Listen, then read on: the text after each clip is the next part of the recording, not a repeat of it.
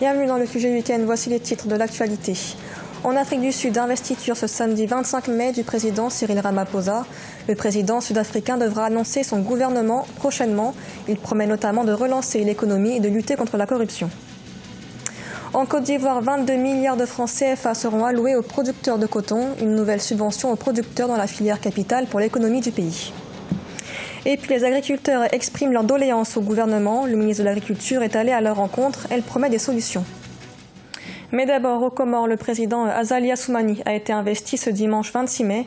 La prestation de serment a eu lieu devant plusieurs personnalités politiques du continent, au stade de Malouzini, au sud de Moroni. Rappelons qu'Azali Assoumani, au pouvoir depuis 2016, a été réélu dès le premier tour de la présidentielle, le 24 mars dernier, pour un mandat de 5 ans. L'opposition dénonce des fraudes massives et censure lors du scrutin. Investiture également en Afrique du Sud du président Cyril Ramaphosa ce samedi 25 mai. Il devra prochainement annoncer son gouvernement. Le président sud-africain a promis d'être l'homme du changement. Ses priorités sont relancer l'économie, lutter contre la pauvreté et la corruption. Claude Bessa. Le président Cyril Ramaphosa, âgé de 66 ans, a prêté serment ce 25 mai à Pretoria, en Afrique du Sud.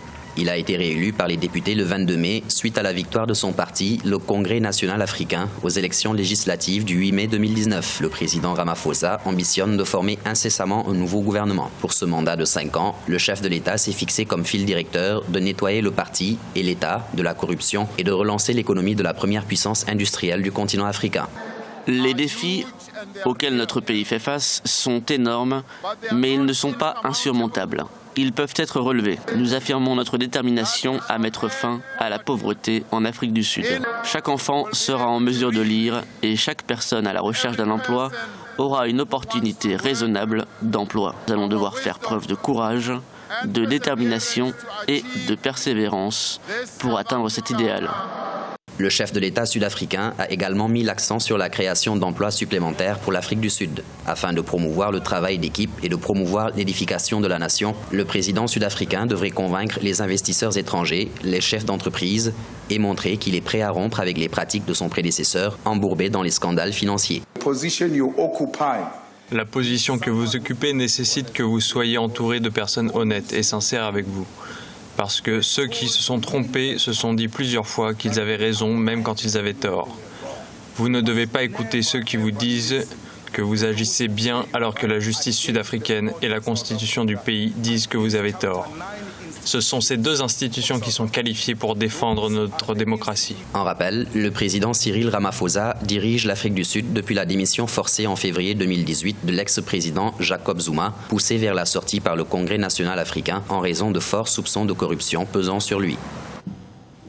Le mobile money se développe au Congo-Brazzaville. En mars 2019, les revenus du marché ont atteint plus de 700 millions de francs CFA. Toutefois, le digital banking reste quant à lui peu utilisé. L'événement Les Universités du numérique a eu lieu ce 24 mai, un moyen de promouvoir la filière. Reportage de notre correspondant Deva Ponzo. Le digital banking n'a pas encore gagné les esprits au Congo, contrairement aux services tels que le mobile money, dont le revenu a connu une hausse de 22,74% en mars 2019, soit 770,8 milliards de francs CFA répartis entre les opérateurs de téléphonie mobile MTN et Airtel Congo. Avec un taux de pénétration des téléphones portables élevé, le digital banking constitue une opportunité financière moins attractive. Le troisième niveau, ça va être le niveau de sécurité, les problèmes de sécurité, parce que nous savons tous que lorsque ça touche à l'argent, ça devient extrêmement sensible.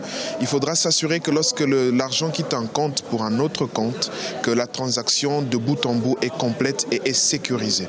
Parce qu'une personne peut faire la transaction, mais la transaction n'arrive pas à bout parce qu'un pirate informatique a piqué l'argent au beau milieu.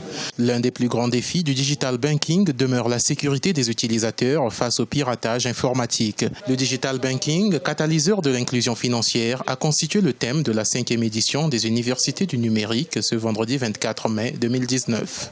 Nous avons planché cette fois-ci sur la problématique du digital banking dans l'accès facile aux services bancaires. Nous avons découvert qu'en République du Congo, il y avait toute une gamme de start-up qui proposaient des solutions en termes de paiement mobile, solutions qui facilitent les transactions auprès des populations. Et nous avons jugé nécessaire de leur donner la possibilité de présenter ces solutions vis-à-vis du public.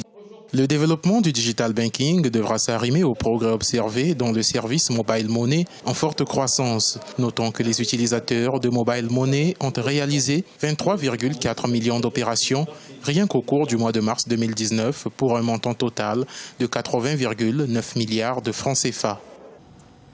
En Côte d'Ivoire, le gouvernement prévoit de débloquer 22 milliards de francs CFA en faveur des producteurs de coton pour la campagne 2019-2020. Une nouvelle subvention aux producteurs de coton graines, filière capitale pour l'économie ivoirienne. Philomène Tine.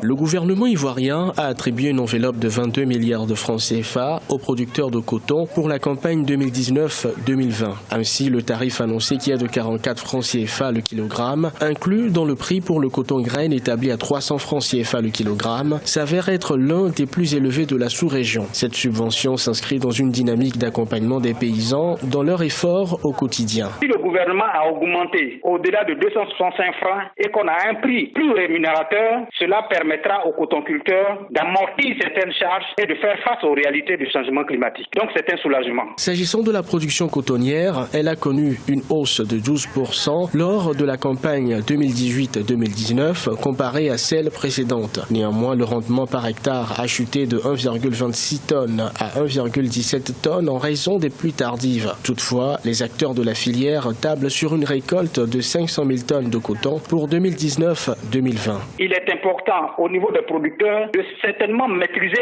et de se considérer en situation de professionnalisation. Si la professionnalisation est prise à cœur par l'État de Côte d'Ivoire, je pense qu'ils peuvent atteindre l'objectif des 500 000 tonnes de coton. La Côte d'Ivoire est le troisième producteur africain de coton graine. Ainsi, les recettes d'exportation du pays contribuent à hauteur de 1,7% au produit intérieur brut. Et dans l'actualité également, en Guinée-Bissau, manifestation ce samedi 25 mai des partisans de la majorité parlementaire. Ils étaient des milliers à réclamer au président José Mario Vaz la nomination d'un gouvernement dirigé par leur chef, Domingos Simoes Pereira, leader du Parti africain pour l'indépendance de la Guinée et du Cap-Vert. Le pays traverse actuellement une crise politique depuis le limogeage de leur chef en 2015. C'est la troisième marche du parti et de ses alliés en moins de 2 semaines. Les précédentes ont eu lieu les 14 et 22 mai derniers. Au Rwanda, le gouvernement part à la rencontre des agriculteurs confrontés à de nombreux fléaux qui menacent leur activité. Le ministère de l'Agriculture promet également de résoudre les problèmes liés aux grands projets d'irrigation. Fraterne Dakaizenga. La ministre rwandaise de l'Agriculture multiplie les rencontres avec les agriculteurs et les éleveurs dans différentes régions du pays. Le but est d'écouter les doléances de ceux qui pratiquent ces métiers qui contribuent à 33% au produit intérieur brut du Rwanda. Ici, dans le district d'Okirehe, dans la province de l'Est, la ministre s'est entretenue avec les membres de la coopérative d'irrigation de Nacho. Nous avons un gros problème d'hippopotames qui viennent du parc pour détruire toutes nos cultures. On avait réussi à maîtriser celles qui habitent dans le lac d'à côté, mais pas celles du parc. Cela nécessite des efforts dont nous ne disposons pas et nous aimerions que vous nous aidiez, Madame la Ministre. Et puis la compensation pour ce que les hippopotames détruisent prend trop de temps.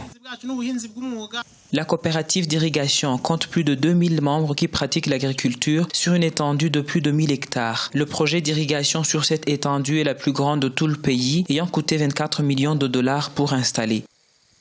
Ce projet d'irrigation a révolutionné la vie de ces agriculteurs et nous nous en félicitons. Mais il faudra continuer de les éduquer. Il y en a qui n'ont pas encore compris les pratiques modernes de l'agriculture et c'est pour cela qu'il y a des écarts de rendement. Nous voyons encore ceux qui récoltent par exemple 1 tonne par hectare et ceux qui en font 12 tonnes. Nous continuerons la sensibilisation en ce qui concerne d'autres problèmes auxquels ils font face. On va trouver des solutions très rapidement.